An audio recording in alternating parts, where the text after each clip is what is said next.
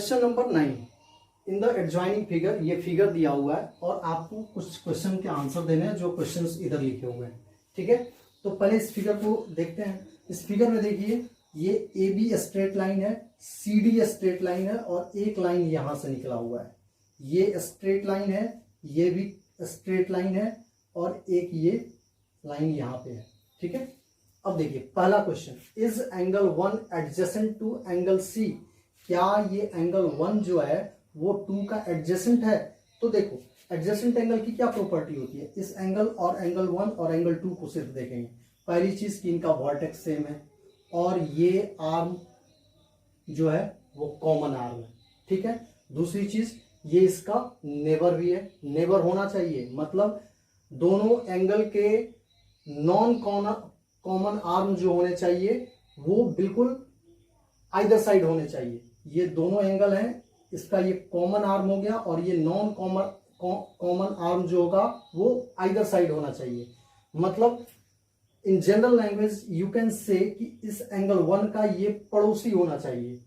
ठीक है, तो सारे कंडीशन सेटिस्फाई हो रहा है, वर्टेक्स सेम है एंगल 1 और एंगल 2 का, ओसी जो है वो नॉन कॉमन आर्म है और पड़ोसी भी है, तो क्या है ये एडजेसेंट होगा। यस, ठीक है, इसका आंसर राइट, ये सही है। ठीक है, ध्यान दीजिएगा, एडजेसेंट एंगल डिटेक्ट करते समय पहला चीज कि कॉमन वर्टेक्स होना चाहिए, दूसरा चीज कॉमन आर्म होना चाहिए और तीसरा चीज पड़ोसी होना चाहिए। ठीक है, या in another word you can say that कि नॉन कॉमन आर्म जो होंगे वो आइदर साइड ऑफ एंगल होने चाहिए। तो एक आर्म इसका यहां है, दूसरा यहां है, ये दोनों आर्म जो है वो आइदर साइड में है और दोनों नॉन कॉमन आर्म है। Second question, is angle AOC adjacent to angle AOE. AOC, फिर एंगल 1 की बात हो रही है और एंगल एओई की बात हो रही है। ध्यान दीजिए, यहां पे एंगल एओई की बात हो रही है और एंगल एओसी की बात हो रही है। तो पहली चीज वर्टेक्स तो दोनों का सेम है, बट इसमें ध्यान दीजिए कि इसके जो नॉन कॉमन आर्म है वो आइदर साइड में नहीं है, एक यहां है और एक यहां है। ठीक है, और जनरल लैंग्वेज में समझिए कि आपका जो ये एंगल एओसी है ना, ये एंगल एओसी जो है वो इनसाइड द एओई है। ध्यान से देखिए, एंगल एओसी मतलब this angle lies inside the angle AOE, मतलब पड़ोसी नहीं है, उसके घर के अंदर ही है, इसलिए ये एडजेसेंट नहीं होगा, तो ये नहीं होगा। ठीक है, इसको आप मैथमेटिकल लैंग्वेज में लिखिएगा कि since non common arm are not in the either side of the angle therefore it is not adjacent. समझने के लिए जनरल लैंग्वेज में देखिए, वर्टेक्स इनका सेम है, ये आर्म कॉमन है, बट इस आर्म के कॉमन होने से कुछ नहीं होता, ये non common arm either side में नहीं है, मतलब ये एंगल एओसी जो है एंगल एओई का पड़ोसी नहीं है, उसके अंदर ही रहता है, एओई के इनसाइड में लाई करता है, इसलिए ये एडजेसेंट नहीं होगा। थर्ड क्वेश्चन देखते हैं, डू एंगल सीओई, सीओई मतलब इस एंगल की बात हो रही है, एंगल 2 की बात हो रही है, और ईओडी, ईओडी इस पूरे एंगल की बात हो रही है, मतलब इस एंगल की बात हो रही है और इस एंगल की बात हो रही है, ये जो मैंने मार्क किया है इन दोनों एंगल की बात हो रही है। तो आपसे पूछा गया है कि क्या ये लीनियर पेयर फॉर्म करते हैं, ऑब्वियसली फॉर्म करते हैं, ये स्ट्रेट लाइन पे लाई कर रहे हैं, इन दोनों का सम 180 डिग्री होगा, इसलिए ये लीनियर पेयर फॉर्म करते हैं। समझ गए आप? मैं इसको मिटा देता हूं। ठीक है, क्यों ये लीनियर पेयर क्यों है? क्योंकि ये स्ट्रेट लाइन है, ये पूरा स्ट्रेट लाइन है, ये हमारा स्ट्रेट लाइन है, ये इस लाइन की बात कर रहा हूं मैं CD, और एक एंगल हमारा COE है जो कि ये एंगल होगा, और दूसरा एंगल यहां से लेके यहां से, ये बीच वाला एंगल को आपको नहीं देखना है, यहां से लेके यहां तक ये एंगल पूरा और ये एंगल पूरा, दोनों मिलके 180 डिग्री बनाएंगे, स्ट्रेट लाइन पे लाई कर रहे हैं, therefore it is linear pair. तो ये यस सही होगा। Are BOD and DOA, BOD कहां पे है? BOD मतलब इस एंगल की बात हो रही है, और DOA, where is DOA? DOA supplementary होंगे, ऑब्वियसली सप्लीमेंट्री होंगे। देखिए आपसे ये एंगल मतलब एंगल 4 की बात हो रही है, BOD means angle 4, BOD means angle 4 की बात हो रही है, और DOA का मतलब एंगल 5 की बात हो रही है। तो देखो एंगल 4 और एंगल 5 जो है वो लीनियर पेयर बना रहे हैं, चूंकि ये स्ट्रेट लाइन पे हैं और इन दोनों का सम 180 होगा, इसलिए यस ये भी होगा। Is angle 1 is vertically opposite to angle 4? Yes. ये देखो मैंने आपको पहले ही बता दिया कि ये स्ट्रेट लाइन है और ये स्ट्रेट लाइन है, तो इस एंगल का वर्टेक्स अपोजिट वाला वर्टेक्स ये होगा। तो वर्टेक्स अपोजिट है, दो स्ट्रेट लाइन इंटरसेक्ट कर रहे हैं, देयरफॉर ये वर्टिकली अपोजिट एंगल है, ये भी होगा। What is the vertically opposite angle of angle 5? इस एंगल का वर्टिकली अपोजिट बताना है आपको, मतलब ये एंगल का वर्टिकली अपोजिट। तो ध्यान दीजिएगा AB और CD इंटरसेक्ट कर रहे हैं, तो इस पूरे एंगल का इसका वर्टिकली अपोजिट क्या होगा? जब दो स्ट्रेट लाइन इंटरसेक्ट करते हैं तो इसका पूरा वर्टिकली अपोजिट एंगल ये होगा, मतलब एंगल 2 प्लस एंगल 3 होगा, एंगल 2 प्लस एंगल 3 होगा। या आप इसको अल्फाबेटिकली लिख सकते हैं कि ये जो होगा एंगल COB होगा, या फिर आप BOC भी लिख सकते हैं, BOC लिख दो, या फिर इसको COB भी आप लिख सकते हैं, एंगल लिखना आपको पता होगा, ठीक है ना। तो ये हमारा हो गया क्वेश्चन नंबर 9 का सॉल्यूशन। डन, नोट कीजिए। क्वेश्चन नंबर 10 देखते हैं। Indicate which pair of angles are vertically opposite angle linear pair. ये फिगर हमारा दिया हुआ है, इसमें हमें बताना है कि कौन से एंगल वर्टिकली अपोजिट है और कौन से लीनियर पेयर है। तो यहां देखो ये स्ट्रेट लाइन है, ये भी स्ट्रेट लाइन है, तो जब दो स्ट्रेट लाइन एक दूसरे को इंटरसेक्ट करते हैं तो ये वर्टिकली अपोजिट एंगल होगा, ये इक्वल होता है, एंगल 1 एंगल 4 के इक्वल होगा। अब देखो चूंकि ये एंगल, ये पूरा एंगल भी इस पूरे एंगल का वर्टिकली अपोजिट एंगल होगा, तो उसके लिए हमें एंगल 3+2 को, एंगल 3 और 2 को कंबाइन करना होगा। तो मेरे समझ से इसमें हम कोई चेंज ला नहीं सकते हैं। क्लियरली दिख रहा है कि एंगल 5 का कोई भी ऐसा इंडिविजुअल एंगल इसमें नंबर में इंडिकेट नहीं है जो कि इसका वर्टिकली अपोजिट है। हाँ, अगर यहाँ पे ये ABC करके एंगल्स दिया हुआ रहता तब हम लिख सकते थे कि this angle is vertically opposite to this whole angle. तो आई थिंक आंसर आपका एनसीईआरटी में यही होगा। बट अगर हम क्वेश्चन में चेंज लाते हैं तो एंगल 5 जो होगा वर्टिकली अपोजिट होगा किसके? इस पूरे एंगल के, एंगल 3 और एंगल 2 के, एंगल 3 प्लस एंगल 2 के, ये दोनों कंबाइंडली होगा तभी ये एंगल 5 का होगा वर्टिकली अपोजिट। तो क्वेश्चन में बिना अगर कोई चेंज हम नहीं लाते हैं तो फिर हमारा ये आंसर सही है। लीनियर पेयर इसमें क्या क्या होंगे? तो देखो पहली चीज की ऊपर वाला ही हमें देख लेते हैं, ये स्ट्रेट लाइन है, ये स्ट्रेट लाइन है, इस पे कोई लाइन आके ज्वाइन कर रही है, तो एंगल 1 और एंगल 5 स्ट्रेट एंगल पे बन रहे हैं, तो एंगल 1 और एंगल 5 जो होंगे लीनियर पेयर होंगे। क्यों? क्योंकि इनका सम जो होगा 180 डिग्री होगा, क्योंकि ये स्ट्रेट लाइन पे फॉर्म हो रहा है, ये हमारा स्ट्रेट लाइन है, ठीक है, इस पे फॉर्म हो रहा है। तो पहला पेयर तो हमको मिल गया क्या? एंगल 1 प्लस एंगल 5, ये हमारा लीनियर पेयर है, 180 है, पहला पेयर हमें मिल गया। और देख लेते हैं, यहाँ देखिए ये स्ट्रेट लाइन है, तो एंगल 5 और एंगल 4 ये पूरा हमारा स्ट्रेट एंगल है, ठीक है ना। तो एंगल 5 प्लस एंगल 4 180 डिग्री देगा, ठीक है ना, इनका सम। तो एंगल प्लस एंगल 5 और एंगल 4 भी लीनियर पेयर फॉर्म कर रहे हैं, ये इस स्ट्रेट लाइन पे, ये वाले स्ट्रेट लाइन पे ये लाई कर रहे हैं, और इन दोनों का सम 180 डिग्री है, इसलिए ये लीनियर पेयर है। तो दूसरा हमारा पेयर ये मिल गया, ठीक है। यही दो पेयर इसमें डायरेक्टली विजिबल हैं जो कि लीनियर पेयर है।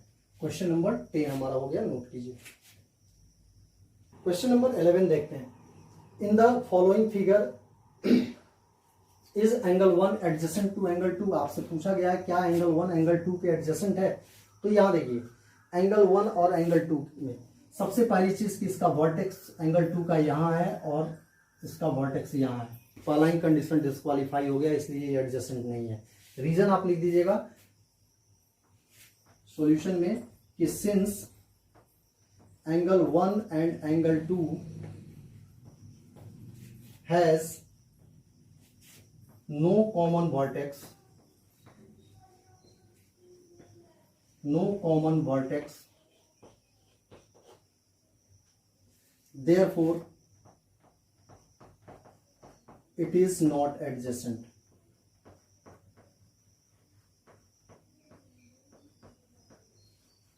ठीक है, ये हमारा रीजन होगा। ध्यान से देखिए इस क्वेश्चन में, इसमें कॉमन आर्म भी है एंगल 1 और 2 का, and non common arm either side में भी है। सारे कंडीशन फुलफिल हो रहे हैं, बट वर्टेक्स जो है इनका जो है कॉमन नहीं है, इसलिए ये एडजेसेंट एंगल नहीं है। 11 डन, नोट कीजिए। क्वेश्चन नंबर 12 देखते हैं। क्वेश्चन नंबर 12 में find the value of X Y Z. आपको एक्स वाई और जेड की वैल्यू निकालनी है। ये दो फिगर दिए हुए हैं, पहले फर्स्ट पार्ट देखते हैं। तो यहाँ देखो, ये स्ट्रेट लाइन है और ये भी स्ट्रेट लाइन है, तो ये 55 डिग्री है और ये एक्स दिया हुआ है। तो जब दो स्ट्रेट लाइन एक दूसरे को इंटरसेक्ट करते हैं तो क्या होता है, वर्टिकली अपोजिट एंगल इक्वल होते हैं। ये दोनों देखो, इसका वर्टेक्स और इसका वर्टेक्स इक्वल है और दोनों सेम स्ट्रेट लाइन के बीच में बन रहे हैं, ठीक है ना। तो देयरफॉर पहला वैल्यू तो हमें मिल गया कि x is equal to 55 degree होगा। रीजन डेफिनेटली जस्टिफाई करना है आपको, इसको लिख दीजिएगा vertically opposite angle, vertically opposite angle of x। Definitely reason लिखना है क्लास 7 के बच्चों को या किसी भी क्लास के बच्चों को जो ज्योमेट्री पढ़ते हैं, ज्योमेट्री का क्वेश्चन बनाते हैं, उनको रीजन जस्टिफाई करना होता है। तो x जो हो गया हमारा 55 डिग्री हो गया। अब देखो, ये स्ट्रेट लाइन है, ये एंगल और ये एंगल लीनियर पेयर फॉर्म कर रहे हैं। आप इधर भी फॉर्म कर सकते हैं, x प्लस वाई भी लीनियर पेयर होगा, आप इधर भी फॉर्म कर सकते हैं। तो कोई एक निकाल लो, ये एंगल जो होगा हमारा लीनियर पेयर फॉर्म कर रहा है, ठीक है, क्योंकि स्ट्रेट लाइन पे है। 55 प्लस वाई, दूसरा 55 degree plus Y is equal to कितना होगा, 180 डिग्री। रीजन क्या लिखेंगे आप, लीनियर पेयर, ठीक है। अब आप x की y की वैल्यू निकाल दीजिए। Therefore y is equal to 180 minus 55। Therefore y हमारा आ गया 125 डिग्री, हमारा y भी निकल गया। ये y की वैल्यू हो गई, यहां हमने x निकाल दिया, ठीक है। अब देखते हैं, ये स्ट्रेट लाइन है, ये एक स्ट्रेट लाइन है, एक ये स्ट्रेट लाइन है, ये वर्टिकली अपोजिट एंगल होंगे y और z। देखो ये दो स्ट्रेट लाइन के बीच में बन रहे हैं, ठीक है ना, इसलिए ये वर्टिकली अपोजिट है। तो y हमें पता है 125, तो z भी हमारा कितना हो जाएगा, 125 डिग्री हो जाएगा, 125। रीजन आप क्या लिखेंगे, रीजन आप लिखेंगे vertically opposite angle, vertically opposite angle of y, ठीक है। ये क्वेश्चन हमारा हो गया। अब देखते हैं सेकंड पार्ट। सेकंड पार्ट में आते हैं। यहां देखिए, हमें यहाँ पे ये एंगल फाइंड आउट है, ये 25 पता है, ये x है। तो पहली चीज देखो, ये अगर स्ट्रेट लाइन है, अगर नहीं ये स्ट्रेट लाइन ही है, तो ये तीनों एंगल का सम क्या होगा, 180 डिग्री होगा, क्योंकि ये स्ट्रेट एंगल के बीच में ही तीनों एंगल फॉर्म हो रहे हैं। तो पहला हमारा x निकल गया क्या, 40 plus x plus 25 is equal to 180 degree. और रीजन मैंने आपको इंट्रोडक्शन वीडियो में बताया कि जब दो से ज्यादा एंगल आ जाते हैं स्ट्रेट लाइन के बीच में, तो वैसे एंगल्स के लिए हम angles on straight line use करते हैं। Angles on straight line use, यहां रीजन लिखेंगे, एंगल्स ऑन स्ट्रेट लाइंस, ठीक है। अब इसको सॉल्व कर दीजिए, तो ये हो जाएगा 40 प्लस 25 प्लस x, मैं अरेंज करके लिख देता हूं, is equal to 180 degree.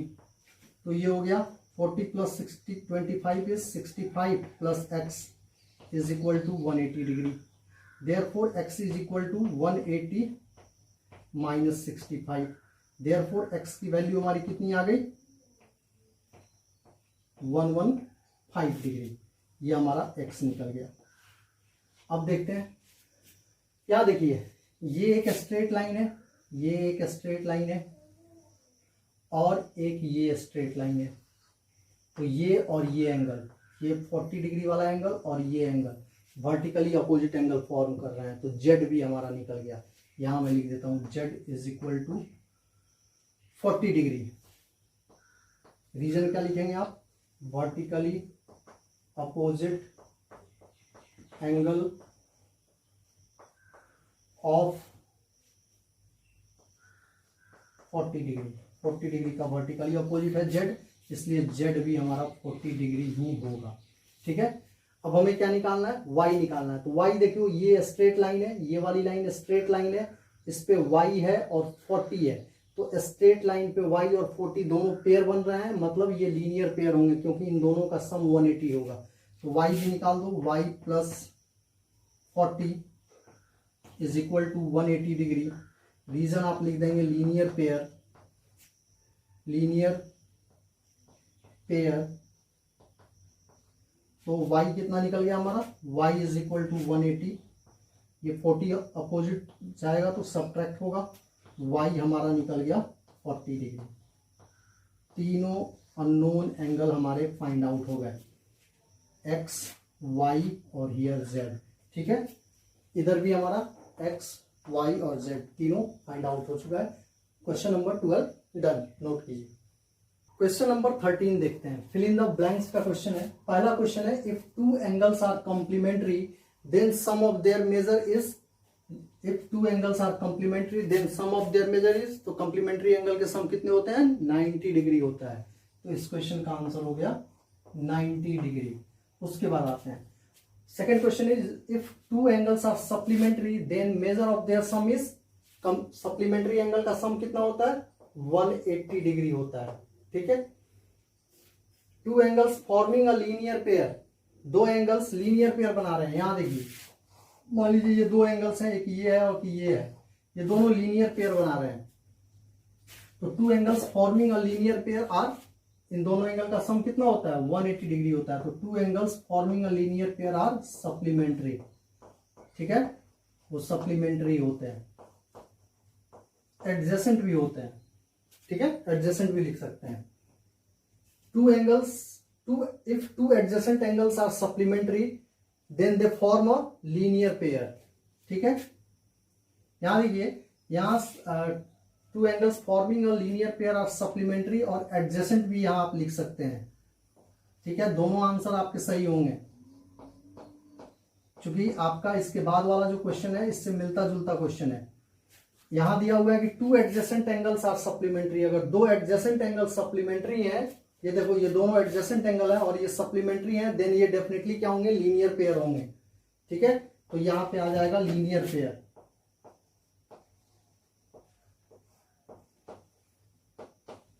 Next question देखते हैं, if two lines are intersect at a point then the vertically opposite angles are always equal.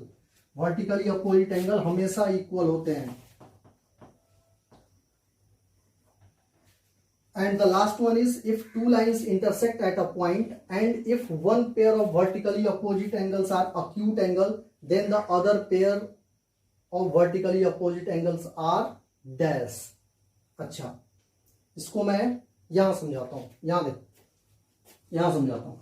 ये वर्टिकली अपोजिट एंगल है, ये अगर एक्यूट है, ये दोनों अगर एक्यूट एंगल हैं, तो आपसे पूछा गया है कि अदर पेयर ऑफ वर्टिकली, तो ये अदर पेयर ऑफ अपोजिट। तो देखो, अगर ये एंगल एक्यूट है तो ये डेफिनेटली ऑब्ट्यूज होगा, डेफिनेटली ऑब्ट्यूज होगा। ठीक है ना, तब ना ये एक्यूट है और ये ऑब्ट्यूज होगा, तो इनका सम 180 डिग्री होगा, तब ये दोनों एंगल लीनियर पेयर फॉर्म करेंगे। तो ध्यान दीजिएगा कि if two lines intersect at a point, if one pair of vertically opposite angle are acute angles, then the other pair of vertically opposite angles are definitely obtuse angles। ठीक है, तो इसका answer हमारा हो जाएगा obtuse angle।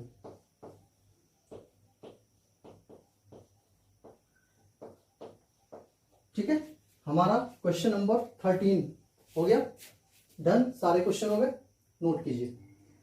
Question number 14, in the adjoining figure, इस figure में name the following pairs of angle. आपसे कुछ एंगल्स के पेयर पूछे गए हैं, वो आपको बताने हैं। आपसे पहला क्वेश्चन पूछा गया obtuse vertically opposite angle, obtuse vertically opposite angle. तो पहली चीज देखो कि वर्टिकली अपोजिट एंगल फॉर्म कहां होते हैं। ये स्ट्रेट लाइन है, ये आपका स्ट्रेट लाइन है, तो ये तो आपका एक्यूट का पेयर हो गया। तो वर्टिकली अपोजिट क्या होगा, यहां से लेके ये पूरा और ये पूरा जो होगा ये वर्टिकली अपोजिट एंगल का ऑब्ट्यूज पेयर होगा। मतलब एंगल ए ओ डी, इस क्वेश्चन का आंसर होगा एंगल ए ओ डी। और दूसरा, in the adjoining figure name the following pairs of angle. अच्छा, और दूसरा ये होगा बी ओ सी, एंगल बी ओ सी। एक आपका पहला क्वेश्चन का पेयर ये हो गया, ये दोनों इक्वल भी होंगे, ठीक है। उसके बाद एडजेसेंट कॉम्प्लीमेंट्री एंगल जिनका सम 90 डिग्री हो। तो यहां पे ये बन रहा है दिस एंगल और दिस एंगल, ये एंगल और ये एंगल, ये दोनों का सम 90 डिग्री होगा। ये 90 डिग्री शो कर रहा है, ठीक है ना। तो ये आपका हो गया angle A O B, angle A O B. और दूसरा हो गया angle A O E, angle A ओ ई, ठीक है। ये आपका कॉम्प्लीमेंट्री पेयर हो गया, चूंकि इन दोनों एंगल का सम 90 डिग्री होगा, ठीक है ना। अब देखिए थर्ड क्वेश्चन देखते हैं। इक्वल सप्लीमेंट्री एंगल जिनका सम 180 डिग्री हो। तो इक्वल सप्लीमेंट्री, एक एंगल ये ले लो ई ओ डी और दूसरा ई ओ बी हो जाएगा। इन दोनों का सम 180 होगा और दोनों इक्वल भी हैं। ये 90 हो गया और ये आपका 90 हो गया। तो इक्वल सप्लीमेंट्री एंगल क्या होगा, angle E O D, this angle E O D और ई ओ बी, और एंगल ई ओ बी। उसके बाद आ जाइए unequal supplementary angle. Unequal supplementary angle क्या होंगे, तो सप्लीमेंट्री एंगल जिनके सम 180 डिग्री हो बट आपसे अनइक्वल पूछा गया है। तो एक एंगल ये ले लेता हूं मैं और दूसरा ये पूरा ले लेता हूं, तो इनका सम 180 हो जाएगा। एंगल ए ओ बी और एंगल ए ओ डी, ये दोनों एंगल अनइक्वल भी हैं और सप्लीमेंट्री भी है, मतलब इनका सम 180 है। और भी हो सकता है क्या कोई, हाँ ये दोनों हो सकते हैं, ये दोनों हो सकते हैं। सप्लीमेंट्री लीनियर पेयर फॉर्म हो रहे हैं, इनका सम 180 होगा और ये अनइक्वल भी हैं, तो अनइक्वल सप्लीमेंट्री एंगल्स ये भी हो जाएंगे। एंगल ए ओ बी और एंगल बी ओ सी, ये अनइक्वल सप्लीमेंट्री भी है, दोनों का सम 180 भी है, अनइक्वल भी है, तो अनइक्वल सप्लीमेंट्री हो गया। और भी बन सकते हैं बी ओ सी और डी ओ सी, एंगल बी ओ सी और एंगल डी ओ सी, मतलब this angle and this angle दोनों सप्लीमेंट्री हैं, चूंकि लीनियर पेयर है, अनइक्वल है। हमारा ये क्वेश्चन हो गया। उसके बाद adjacent angle that do not form linear pair, तो इसमें वैसे कई पेयर बन जाएंगे, ये और ये हो जाएगा, एडजेसेंट एंगल है बट क्या है ये आपके लीनियर पेयर नहीं है। मतलब एंगल ए ओ बी और एंगल ए ओ ई ले लो, एक तो ये हो गया एडजेसेंट पेयर है और लीनियर पेयर नहीं है। और ले लो angle A O E, angle A ओ ई, और दूसरा ले लेते हैं E O D, angle E O D. और भी इसमें बनेंगे, ये और ये होगा एंगल ई ओ डी और एंगल डी ओ सी, ये एडजेसेंट होंगे बट लीनियर पेयर नहीं होंगे। ये और ये नहीं होगा क्योंकि एडजेसेंट है बट लीनियर पेयर है। ये और ये नहीं होगा, एडजेसेंट है बट लीनियर पेयर है। और ये तो हम लिख ही चुके हैं, ए ओ बी, और हाँ इतने ही है, ठीक है ना। और कोई देख लेना, कुछ हो सकता है छूट गया हो, मेरे समझ से छूटा नहीं है, हो गया। Question number 14 done. ये एक्सरसाइज आपकी खत्म हो गई। Thank you.